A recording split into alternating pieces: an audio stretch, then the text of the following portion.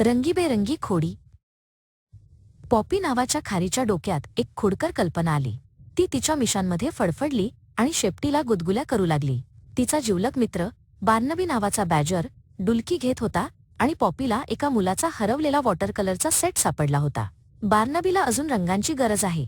Poppy स्वतःशीच हसली. गळणाऱ्या पानासारखी शांतपणे पॉपी झोपलेल्या बॅजरजवळ पोहोचली. बार्नबी एका मोठ्या ओकच्या झाडाच्या खोडाजवळ आरामात वेटोळे घालून झोपला होता आणि हलकासा घोरण्याचा आवाज करत होता. तो खूप शांत, काळा पांढरा, अगदी साधा दिसत होता. पॉपीने तिचा ब्रश सर्वात तेजस्वी सूर्यप्रकाशासारख्या पिवळ्या रंगात बुडवला. तिने हळूवारपणे बार्नबीच्या काळ्या नाकाच्या टोकावर एक सुंदर तारा रंगवला. स्विश सुश. अप्रतिम. पुढे बार्नबीच्या एका मऊ कानासाठी चमकदार निळ्या रंगाचा एक वर्तुळ आणि दुसऱ्या कानासाठी माणकासारखा लाल रंग. पॉपी तिची कलाकृती पाहण्यासाठी मागे सरकली. बार्नबी चालत्या बोलत्या इंद्रधनुष्यासारखा दिसत होता. ती हिरव्या रंगाची मिशी काढणारच होती तेवढ्यात बार्नबीचे नाक फडफडू लागले. फडफड. हा आ आ. छी. ओल्या रंगामुळे बार्नबीच्या नाकात गुदगुल्या झाल्या.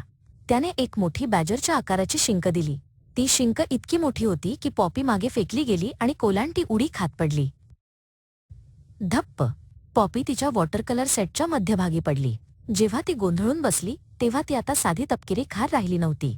ती लाल, पिवळ्या आणि निळ्या रंगांच्या डागांनी माखलेली एक रंगीबेरंगी गोंधळ बनली होती. बार्नबीने डोळे उघडले. तो अजूनही झोपेत होता. त्याने एक विचित्र इंद्रधनुष्याच्या रंगाचा प्राणी त्याच्याकडे पाहताना पाहिला. त्याने आपल्या मैत्रिणीला अजिबात ओळखले नाही. जंगलातील राक्षस. तो ओरडला आणि पटकन उभा राहिला. मी आहे पॉपी. रंगीबेरंगी खार ओरडली. पण बार्नबी आधीच पळून जात होता. त्याचा तेजस्वी रंगवलेला चेहरा पुढे होता. थांब. ही फक्त एक खोडी होती. पॉपी तिच्या रंगलेल्या पंजांनी त्याचा पाठलाग करत ओरडली. ते बेरीच्या झुडुपांच्या बाजूने वेगाने गेले, त्यांच्या मागे रंगीबेरंगी थेंबांची एक ओळ सोडून. अखेरीस बार्नबी एका मुळाला अडखळला आणि एका मोठ्या चिखलाच्या डबक्यात पडला. छपाक. थंड पाण्याने त्याच्या चेहऱ्यावरील सर्व रंग धुवून काढले. पॉपी घसरत थांबली.